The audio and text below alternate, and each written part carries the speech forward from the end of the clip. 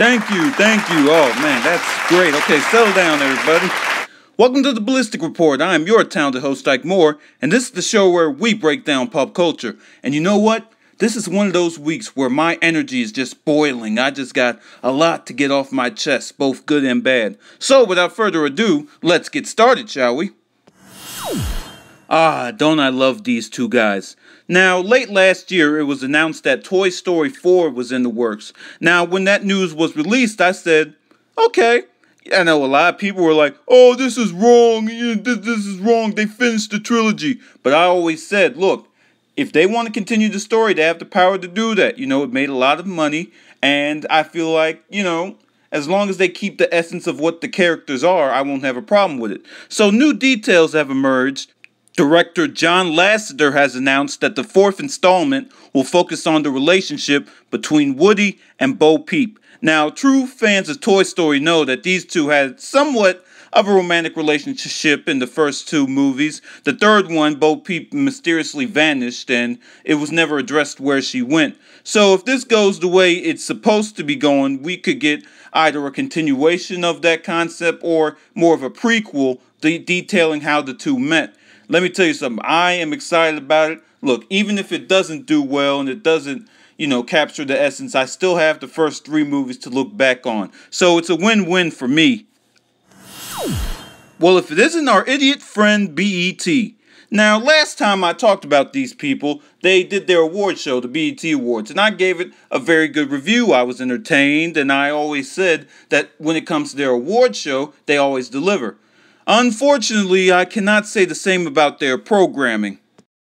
For those who don't know, the show Punk'd was a show on MTV created and starring Ashton Kutcher, and the concept of the show was he would play pranks on his celebrity friends. It was a very popular show, I enjoyed it, and it lasted a few years. Now, BET has decided, well, that worked, let's do our own version. And they haven't even changed the name or anything, they just said it's going to be named Punk'd. This details all of the laziness that BET has. Look, if you want to do a hidden camera prank show with celebrities, go ahead. I'm on board. It's something that you guys don't really do. But the fact that you named it the same show that the other show was named, that is just laziness. What, you were too busy showing reruns of Baby Boy to come up with a better title? And look, Baby Boy is a good movie, but I don't need to see it about like 100 times on the same day. Now, maybe the show will be funny. I don't know. It hasn't aired yet. It will air this Tuesday after The Real Husbands of Hollywood. But BET, man, you gotta get more original. Now, this is an interesting story. Our good friends from Sesame Street have a new home, HBO. That's right, you heard me correctly. The premium network has now inked a deal with Sesame Workshop to air more new episodes of Sesame Street on their network. Now, it will still air on PBS, but this gives them a chance to develop more shows and develop a new spin-off show with the Muppets.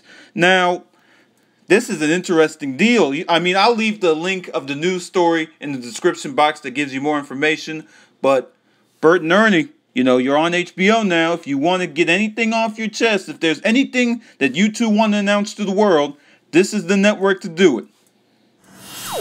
Also in TV news, Will Smith is reportedly in production of making a new version of his famous show, The Fresh Prince of Bel-Air. Now, if you guys remember, this is the program that showed the entire world that not only is Will Smith a talented rapper, he has some acting chops too. And according to some reports, he's developing a new version of the show, which has more of a modern take. Now, when I heard this story, I was wondering, well, this is all good, but who could possibly play the new Fresh Prince?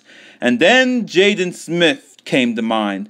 Now, for those who've been keeping track of this wild card he has been doing some weird stuff lately. He's been kind of going against the grain. God, does he look stupid. But in some ways it makes sense. I mean, he is related to the original Fresh Prince. And besides, I don't see who else you have in that role. So if it was announced that he would take it over, I'd be okay with it. I don't see any flaws. Just leave the Batman costume at home, Jaden, please. Before I go, I cannot stress this enough. Go see this movie Straight Outta Compton. I know you've heard a lot of good reviews on it, and they are not lying. If you guys have heard my show for any amount of time. You know how critical I am. This film is probably one of the greatest films I've ever seen. The honesty, the rawness, it seems like it's almost like it was shot during that time. It is so, I don't even know how to describe it. I mean, it's so great. I gave it a 9.5 out of 10, and it's rare I give movies that rating. It's very relevant to what the times we live in now, and it's a great movie. I don't care if you're a rap fan or not. I also, during the movie, saw a trailer for Ride Along 2. Yay! Oh boy. I'm gonna save my thoughts on that for next week because I have a certain somebody I need to address. Now, don't panic. This is not gonna be a hate video. This is just an analysis. A very much needed one. But in the meantime, thank you for tuning in for another edition of the Ballistic Report. I hope you guys enjoyed it. All of my social media outlets are in the description box. Leave your comments on the stuff I talked about today. And until next week, I've been your talented host, Ike Moore, reminding you it's okay to be ballistic as long as it's done responsibly. Good night, Internet.